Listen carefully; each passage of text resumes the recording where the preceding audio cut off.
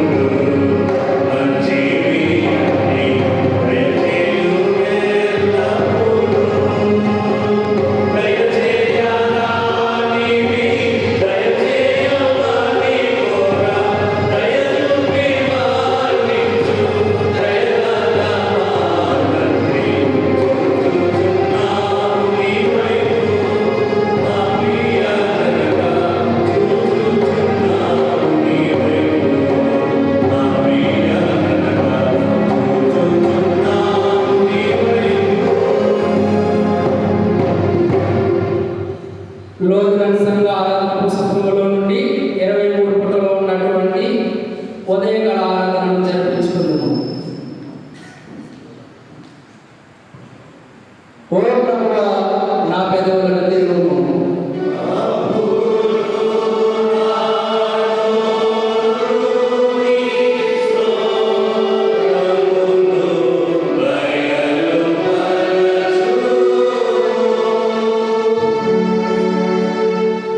ఓ దేవా నన్ను విడిపించుటకు త్వరగా రమ్ము.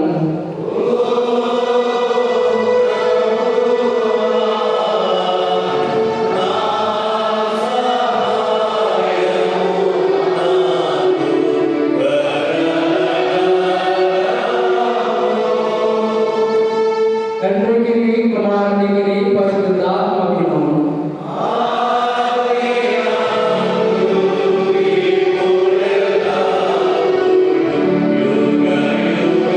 Amen.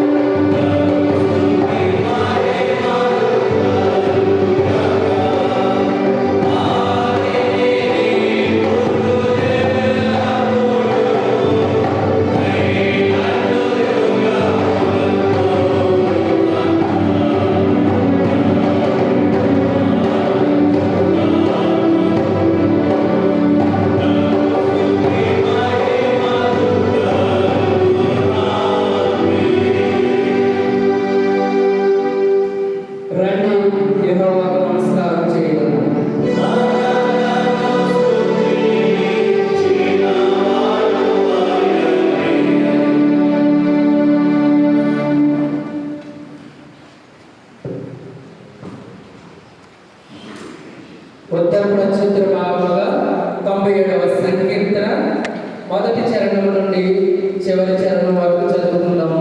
చివరి చరణము అందరము కలిపి చదువుకుందాము.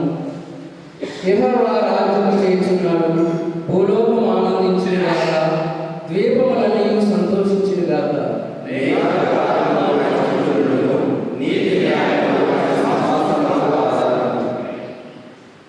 అగ్ని ఆయన ముందు నడుచుచున్నది, అది చుట్టూనున్న ఆయన శత్రువులను కాల్చివేయుచున్నది.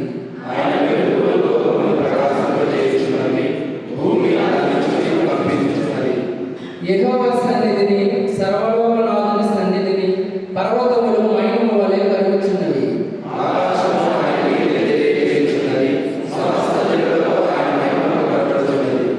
వ్యర్థ విగ్రహములను బట్టి అతిశయపడుచు చెక్కిన ప్రతిమలను పూజించు వారందరూ సిగ్గుపడెదరు. సకల దేవతలు ఆయనకు నమస్కారం చేయుదురు.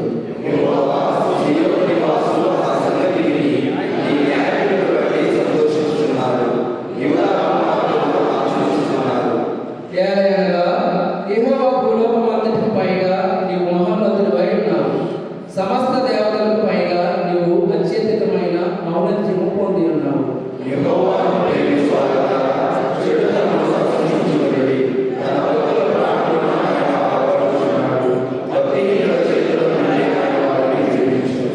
నీతిమంతుల కొరకు వెలుగును, యథార్థ హృదయాల కొరకు ఆనందమును ఎత్తుబడి ఉన్నవి.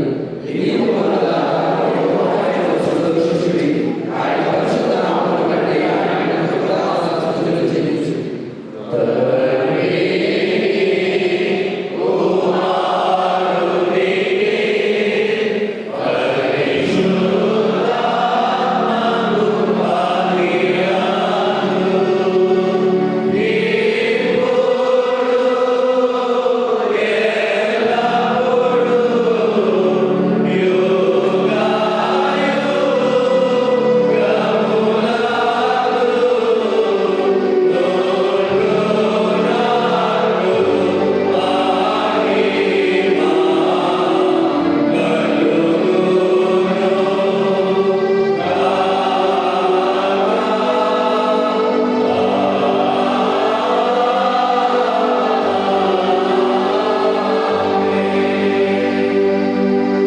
దయచేసి అందరూ కూర్చోండి. నేటి ఉదయకాల ఆరాధన కొరకు ఏర్పాటు చేసినటువంటి లేఖన భాగాలు ఏర్పాటు చేయబడిన వారు వచ్చి చదువుగా విని ఉందాము.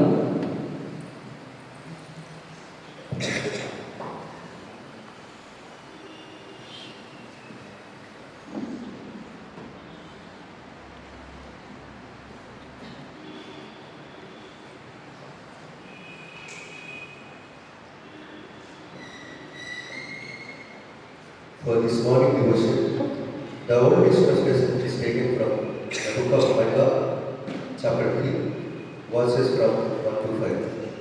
The book of Micah, chapter 3, beginning to read at verse 1. And I said, listen, you heads of Jacob and rulers of the house of Israel. Should you not know justice? You who hate the wicked, love the evil. Who tear the skin of my people and the flesh of their bones? Who eat the flesh of my people, flay their skin of them, break their bones into pieces, and chop them like meat in a kettle, like flesh in a garden? Then they will cry to the Lord, but He will not answer them.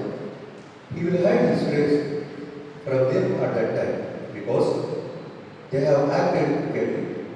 Thus says the Lord concerning the prophets who led my people astray, who cry peace when they have something to eat, but declare war against those who put nothing into their mouths. Here is reading.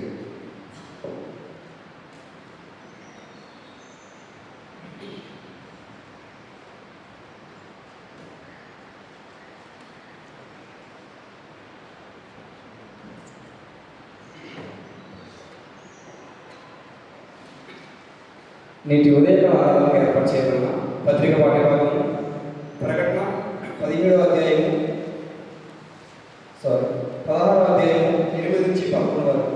ప్రకటన 16వ అధ్యాయము 8 నుంచి 11 వరకు. 4వ దూత తన పాత్రను సూర్యుని మీద కుమ్మరింపగా మనుషులను అగ్నితో కాల్చుటకు కాలిపోయి ఈ తెగులు మీద అధికారము గల దేవుని నామమును దూషించేది కానీ ఆయనను మహిమపరిచినట్లు వారు మారు మనసు పొందిన వారు కాదు. 5వ దూత తన పాత్రను ఆ క్రూరమైన యొక్క సింహాసనం మీద కుమ్మరింపగా దాని రాజ్యము చీకటికమ్మెను. మనుషులు తమకు కలిగిన వేదన బట్టి తమ నాలుకలు కలిసినచుండిరి. తమకు కలిగిన వేదన బట్టి పుణ్యను బట్టి పర్వకమందున్న దేవుని దూషించేది కానీ తమ క్రియలను మాని మారు మనసు పొందినవారు కాదు. ఇంతలో యోగపత్రిక పాఠ్యభాగం ముఖ్యంగా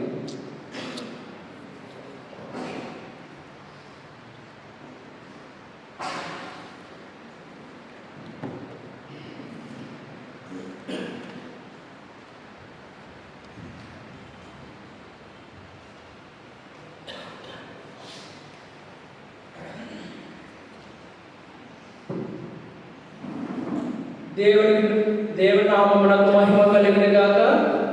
ఈ అవకాశం ఇచ్చినటువంటి దేవాతి దేవుడికి మొదటగా వందనాలు చెల్లిస్తున్నాను. ఈ అవకాశాన్ని కల్పించినటువంటి కాలేజీ యాజమాన్యానికి వందనాలు చెల్లిస్తున్నాను. కూడి వచ్చి మీ అందరికీ కూడా నా హృదయపూర్వక వందనాలు చెల్లిస్తున్నాను. ప్రార్థనతో ఈ వాక్య జ్ఞానమును ప్రారంభించుకుందాం. పరిశుద్ధుడైన తండ్రి, నీ ఘనమైన నామమునకు వందనాలు, స్తుతులు, స్తోత్రములు తండ్రి. నిలబడి నీ వాక్యం వినిపించుండగా తండ్రి, నా స్వరమును మరుగుపరిచి నీ స్వరమును వినిపింపచేయమని త్వరలో రానున్న మహిమనాథుడైన యేసు క్రీస్తు ద్వారా అడిగి వేడుకుంటూ ఉన్నాం తండ్రి. ఆమేన్. ఈ ఆరాధన వరకు ఏర్పాటు చేయబడినటువంటి లేఖన భాగాలు చదవగా మనం విని ఉన్నాము. మీకా గ్రంథ పరిచయం మనం చూస్తూ ఉంటే మీకా 8వ కాల శతాబ్ద ప్రవక్తలలో ఒకటిగా ఉన్నాడు. ఈ గ్రంథం ఎప్పుడు రాయబడి ఉన్నది అంటే 740 640 మధ్య కాలంలో రాయబడి ఉన్నదని పండితుల అభిప్రాయము. ఈ గ్రంథంలో ముఖ్యముగా ప్రజలు దుష్టత్వము, దేవుని తీర్పు, దేవుని రాజ్య పరిపాలన, అదే విధముగా యేసు క్రీస్తు జన్మించిన స్థలము గురించి ఒక ప్రవచనము చెప్పబడి ఉన్నది. ఈ గ్రంథములో 700 సంవత్సరాలకు ముందే ఈ ప్రవచనము చెప్పబడి ఉన్నది. అదేవిధంగా నూతన నిబంధన పాఠ్యభాగమును మన పరిచయం చూస్తూ ఉంటే ప్రకటన గ్రంథము 16వ అధ్యాయము 8వ వచనం నుండి 11వ వచనం వరకు చదవగా విని ఉన్నాం. యోహాను పద్మాస దీపంలో పరమాసుడే ఈ ప్రకటన గ్రంథం రాసి ఉన్నాడని పండితుల అభిప్రాయము. రాసిన కాలము 97వ సంవత్సరం నుండి 98 సంవత్సరాల మధ్య కాలంలో రాసి ఉండవచ్చని పండితుల అభిప్రాయం. ఈ ప్రకటన గ్రంథము గ్రీకులో అపోలిప్స్ అని అంటారు. దీనికి అర్థం ముసుగు తీసివేయబడుట, వెల్లడి చేయబడుట అనే అర్థాలను ఇస్తూ ఉంది. అదే విధముగా ఈ గ్రంథంలో కొన్ని రహస్యముగా ఉన్న వాటిని ముసుగు తీసివేయడం అనేది కూడా ఈ గ్రంథంలో జరుగుతూ ఉన్నది. కొంతమంది భక్తులు ఈ గ్రంథమును అపోకలిప్స్ అనే పదమును సర్వనాశనము అనే పదముతో గురిపెట్టడం అనేది జరుగుతూ ఉంది. ఎందుకు అంటే ఈ ప్రకటన గ్రంథములో భయం కలిగించేది గాను, రెండోది బెదిరించే విధముగా ఉన్నదని పండితులు ఈ విధముగా అభివర్ణించడం అనేది జరిగి ఉన్నది. అదే విధముగా ఈ ప్రకటన గ్రంథమును చదివి అర్థం చేసుకుని జీవిస్తే ఒక సంతోషకరమైన జీవితము, అదే విధముగా ధన్యకరమైన జీవితము పొందుకుంటారని పండితులు కూడా తెలియజేస్తూ ఉన్నారు. దీని గురించి లేఖన భాగాలు ప్రకటన గ్రంథం 1వ అధ్యాయం 3వ వచనంలో ఉంది. చివరిగా 22వ అధ్యాయం 7వ వచనంలో ఈ సంతోషకరమైన జీవితము, ధన్యకరమైన జీవితము గురించి ఈ ప్రకటన గ్రంథము తెలియజేస్తా ఉన్నది. నేను నూతన నిబంధన ఆధారం చేసుకుని పరిశుద్ధాత్మ దేవుడు ఏర్పాటు చేసినటువంటి అంశము దేవుడు తీర్పు తీర్చుట. దేవుడు తీర్పు తీర్చుట. దేవుడు నీతిమంతుడు, న్యాయమును ప్రేమించేవాడుగా ఉన్నాడు. దేవుని తీర్పు ఎప్పుడు కూడా న్యాయముగాను, సత్యముగాను, ప్రేమ కలిగి ఉంటూ ఉన్నది. అటువంటి ప్రేమ కలిగినటువంటి దేవుని యొక్క తీర్పును అక్కడ ఉన్నటువంటి జరగబోతున్నటువంటి మానవులు ఏం కలిగి ఉన్నారు అంటే ఆ ప్రేమ కలిగిన తీర్పును కూడా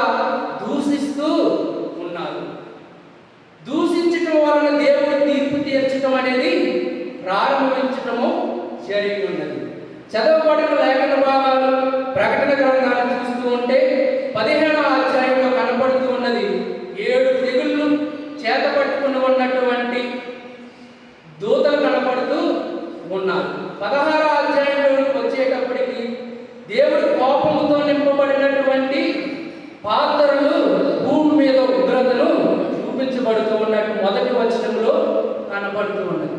కోపము అంటే ద్రవ పదార్థం, ముడి పదార్థముగా ఉంటుందని అనుకోవచ్చు, కానీ గాలి కనపడదు, దాని ప్రభావము కనపడుతుంది. కోపము కనపడదు, దాని ప్రభావము కనపడుతుంది. ఈ ప్రభావము దేవుని యొక్క కోపము దేని మీద చూపిస్తూ ఉన్నాడు అంటే, 4వ పాత్ర భూమి మీద కుమ్మరించేటప్పుడు సూర్యుడి మీద కుమ్మరించడము జరిగి ఉన్నది. సృష్టిలో సృష్టించబడినటువంటి సూర్యుడి మీద ఆ ఒక కోపము కలిగిన పాత్రను కుమ్మరించేటప్పుడు సూర్యుడికి అధికారము ఇవ్వబడటం అనేది జరుగుతూ ఉంది. సూర్యుడికి ఒక నియమము కలదు. ఉదయమున ఉదయిస్తాడు, సాయంత్రమున అస్తమిస్తాడు, రేపటి దినమును ప్రారంభిస్తూ ఉంటాడు. అది సూర్యుడికి ఉన్నటువంటి నియమము. కానీ దేవుడి యొక్క కోపమును ఈ ప్రకటన గ్రంథం నెరవేర్పులోని అధికారము సృష్టిలో ఉన్నటువంటి దేనికి ఇచ్చి ఉన్నాడు అంటే సూర్యుడికి ఇచ్చి ఉన్నాడు. ఈ సూర్యుడికి అధికారం ఇవ్వటం వలన మానవుడు ఏమైపోతున్నాడు అంటే కాలిపోవడం అనేది జరుగుతూ ఉన్నది. ఈ కాల్చివేయడం అనేటువంటి పదము గ్రీకులో చూస్తే కౌమత్సై అనే మాట వాడబడటము జరిగింది, కాల్చివేయటము. అదేవిధంగా ఇది తీవ్రమైనటువంటి పదముగా కూడా కనపడుతూ ఉన్నది. ఎందుకు ఇంత తీవ్రత కలుగు చేస్తూ ఉన్నాడు దేవుడు అంటే, మొదట ఉపాంశముగా మారు మనసు పొందుట. ఇంత ఉగ్రత కూడా దేవుడు చూపించడానికి గల కారణం, ఈ 4వ పాత్రలో సూర్యుడి మీద కుమ్మరించడానికి గల కారణం ఎందుకు అంటే, మొదటిదిగా మారు మనసు పొందుట. అగ్ని అధికారం సూర్యుడికి ఇవ్వగానే అధికారము సూర్యుడు చూపిస్తున్నప్పుడు మానవులు కాలిపోతూ ఉన్నట్టు అక్కడ వాక్యము రాయబడి ఉన్నది.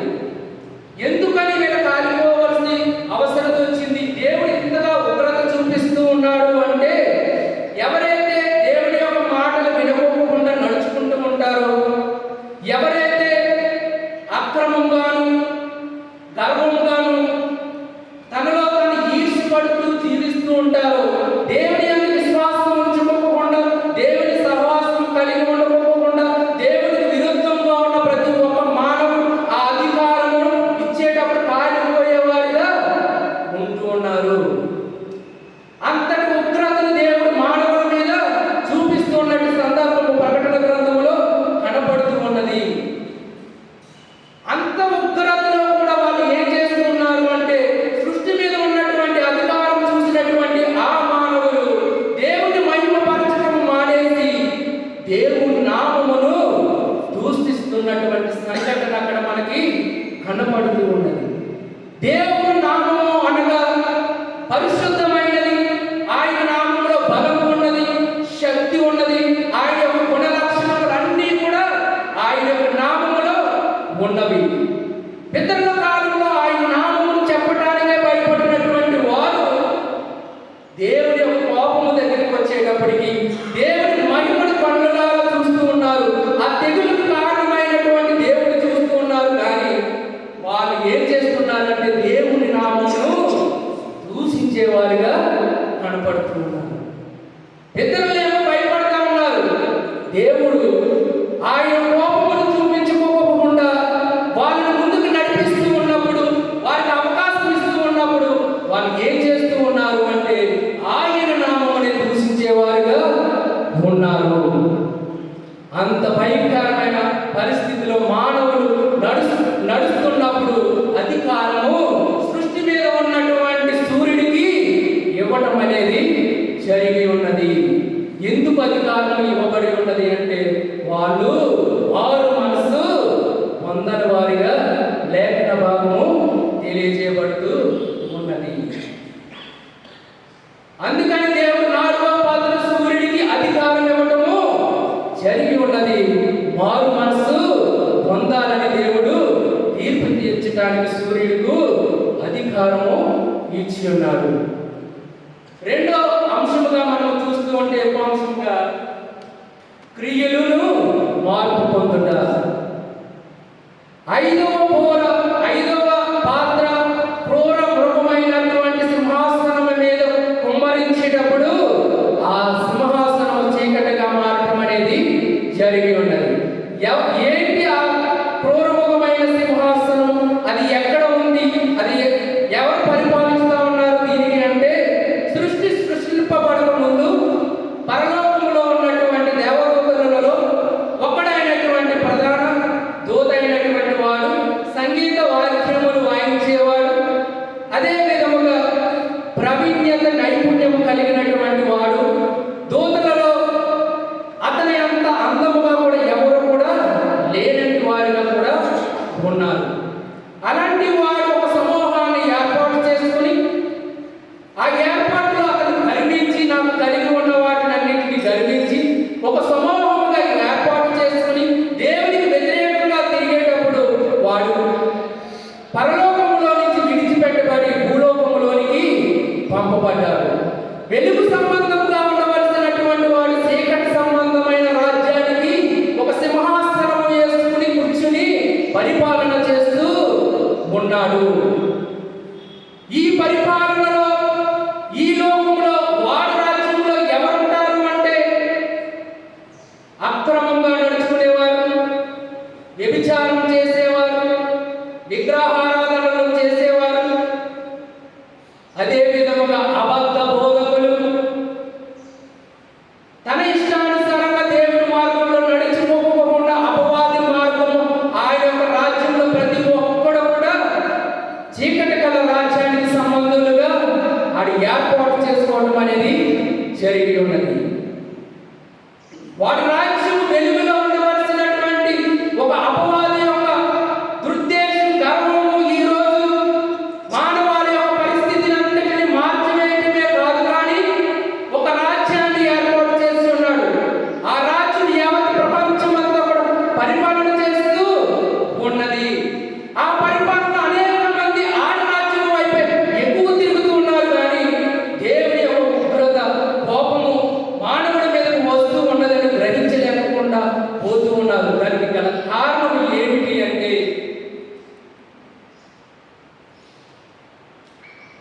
దేవుని యొక్క మాటల కన్నా అపవాది యొక్క మాటలకు ఎక్కువగా, వారి మార్గంలో ఎక్కువగా నడుచుకోవటం అనేది జరుగుతూ ఉన్నది.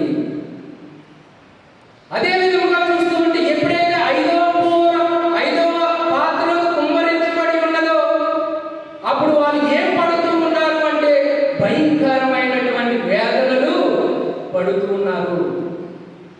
ఆ భయంకరమైన వేదనలో పుండ్లు పడుతూ ఉన్నప్పటికీ కూడా ఏం చేస్తూ ఉన్నారు అంటే దేవుడిని దూషిస్తూ ఉన్నారు. ఆయన నామమును 4వ పాత్ర విప్పేటప్పుడు దూషించి ఉన్నారు. ఇప్పుడు ఇక్కడ ఏం చేస్తున్నారు అంటే సాక్షాత్తు దేవుడినే దూషించేవారు మానవులు వెళ్ళిపోతూ ఉన్నారు. ఎటువంటి సమయంలో అంటే భయంకరమైనటువంటి వేదన, ముండ్లు కలిగిన సమయంలో కూడా మానవుడి యొక్క హృదయం, వాడి యొక్క క్రియలు ఏ విధంగా ఉన్నాయంటే బహు కఠినముగాను పశ్చాత్తాపం లేని విధముగా వారి యొక్క జీవితాలు ఉండటం వలన ప్రేమించే దేవుడు ఏమైపోయాడు అంటే చివరి కాలానికి వచ్చే సమయానికి ఉగ్రతను చూపిస్తూ ఉన్నాడు. ప్రేమ గల దేవుడు ఏ విధంగా మారిపోయాడు మానవుల పట్ల అంటే అధికారం లేని సృష్టికి అధికారం ఇస్తూ ఉన్నాడు. భయంకరమైనటువంటి అనారోగ్యాలు వస్తూ ఉన్నప్పటికీ వాళ్ళ హృదయాలు దేవుని వైపుకు తిరగకుండా, క్రియలను మార్చుకోకుండా వాళ్ళు ఏమైపోయారు అంటే ఆఖరికి దేవుడిని దూషించేవారుగా ఉండిపోయారు.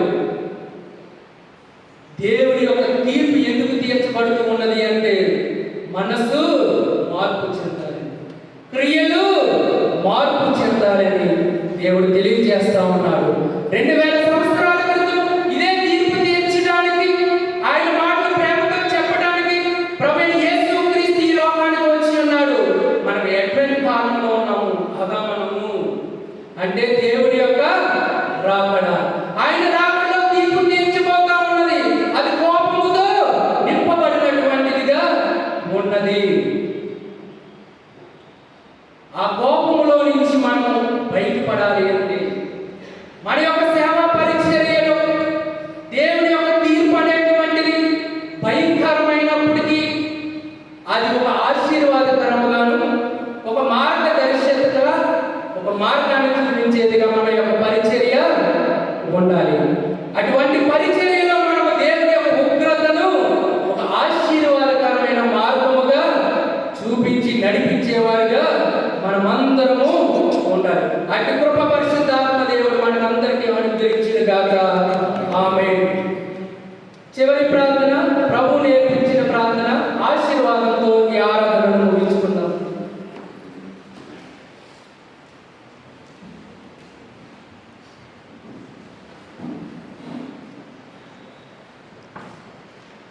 ప్రార్థన.